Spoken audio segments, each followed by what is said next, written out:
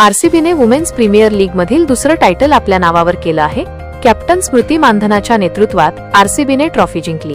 फायनलच्या दिवशी म्हणजेच 5 फेब्रुवारीला स्मृतीने आपल्या बॅटिंगने दिल्लीच्या बॉलर्सना अक्षरशः हतबल केलं. तिने केवळ 41 बॉलमध्ये तुफानी 87 रन्सची इनिंग खेळली.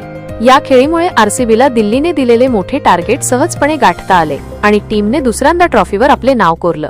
पण तुम्हाला माहितीये का, स्मृती फायनल आधी अंथरुणातून उठूही शकत नव्हती. विमेन्स प्रीमियर लीगच्या फायनल मॅचमध्ये आरसीबीची कॅप्टन स्मृती मंधाना हिने दाखवलेले शौर्य आता क्रिकेट चाहत्यांसाठी चर्चेचा विषय ठरला आहे. 4 फेब्रुवारी रोजी स्मृतीला 103 डिग्री इतका प्रचंड ताप होता आणि तिची प्रकृती अत्यंत खालावली होती. मात्र आपल्या टीमला विजेतेपद मिळवून देण्यासाठी तिने या आजारावर मात करत मैदानात उतरण्याचा धाडसी निर्णय घेतला. 103 डिग्री ताप असताना देखील तिने रणनीती आखली अन आरसीबीला जिंकवलं. स्मृतीच्या या जिद्दीने क्रिकेट विश्वात तिचं कौतुक होत आहे. तापात असतानाही तिने ज्या प्रकारे मैदानात धावपळ केली आणि आक्रमक शॉट्स मारले ते पाहून सर्वच थक्क झाले आहेत. तिच्या या शानदार खेळीसाठी तिला प्लेअर ऑफ द मॅच या पुरस्काराने गौरवण्यात आले. आरसीबीच्या या विजयात स्मृतीचा वाटा सिंहाचा राहिला आहे. तिने केवळ स्वतः रन्स केले नाहीत, तर जॉर्जिया वुलसोबत 165 रन्सची महत्त्वाची पार्टनरशिप करत विजयाचा मार्ग सोपा केला.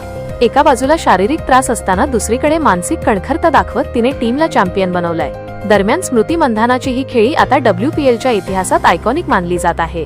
आरसीबी फॅन्ससाठी हे विजेतेपद खूपच खास आहे, कारण कॅप्टनने स्वतःच्या आरोग्याची पर्वा न करता मैदानात दिलेले हे योगदान अविस्मरणीय ठरले आहे.